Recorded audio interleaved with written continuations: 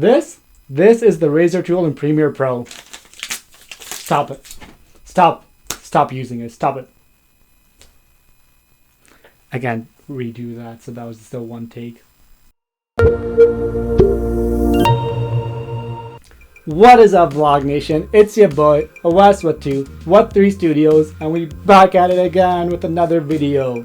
So, I turned off the razor tool because you, my friends, don't need it anymore.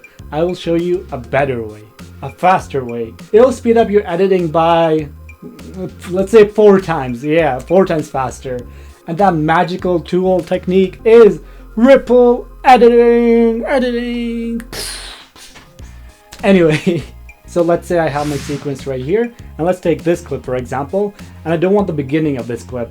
So instead of clicking on the razor tool, selecting it, making a cut here, then deleting the first part of this clip, then deleting that space, what we can do instead is move our playhead to where we want our clip to begin and press Q on the keyboard. What this does is deletes everything before the playhead and it shifts the clip back so there's no empty space.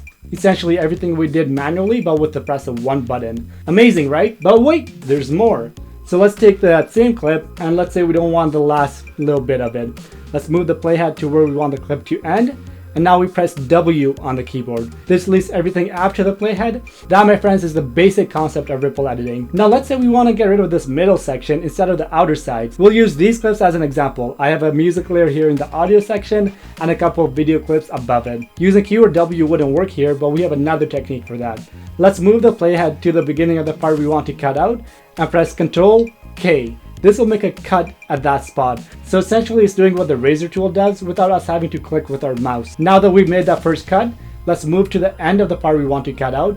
And now if you press Q, it gets rid of everything from the cut up until this point, and it ripples inward to fill out the space. But wait, our music layer was affected as well, and that's not something that we want. So let's undo all of that. Now before we do any of that, let's lock the music layer. Now any of the cuts or ripple editing that we do won't affect that layer. And you can do that with any layer, audio or video as need be. Now let's look at Premiere Pro's ripple edit tool. This is the same thing that we were doing with the Q and W keys, but instead we use our mouse and we can drag in and that section gets ripple deleted. You can also just hold Control and drag around to do this even if you don't have the ripple edit tool selected. Finally, we have the rolling edit tool. Now I have these 2 clips right here, but let's say I want this first clip to last longer and the second one to be shorter without changing the overall time that they're occupying. Now if I use the rolling editing tool and shorten the first clip, the second clip lengthens by the same amount. And if I lengthen the first clip, the second one shortens by that same amount as well. So the main difference between the ripple edit tool and the rolling edit tool is that the rolling edit tool doesn't affect the overall length of your sequence. It shortens one clip and lengthens another by the same amount. The ripple edit tool, on the other hand, does affect the overall length of your sequence because you're trimming away at whichever clip you're dragging on. That's it for now, guys. Hope you found that helpful and were able to easily follow along. If you have any questions, leave them down below and I'll answer them. Start implementing these tricks in your workflow and I guarantee you'll see a drastic cut in your editing time. So hit that like button, subscribe if you haven't already, ring the bell so that you know the next time I upload a video. I post tutorials every Thursdays, except for last week, but we don't talk about that. And it's been your boy, Awais Wattoo, Wattoo Studios, and I'll see you next time.